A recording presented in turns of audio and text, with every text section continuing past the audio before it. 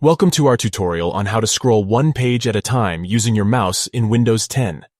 By adjusting this setting, you can navigate through documents and web pages more efficiently. In this video, we will guide you through the step-by-step process. Let's get started. Step 1.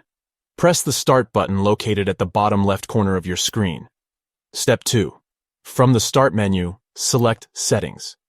Step 3. In the Settings window, click on Devices. Step 4. Within the Devices settings, locate and click on Mouse. Step 5.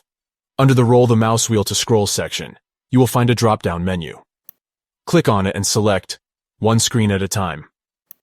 By choosing this option, you will be able to scroll one page at a time using your mouse. Congratulations! You have successfully set your mouse to scroll one page at a time in Windows 10. We hope this tutorial was helpful.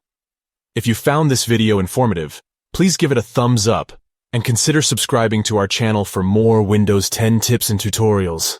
Thank you for watching and enjoy the improved scrolling experience on your Windows 10 device.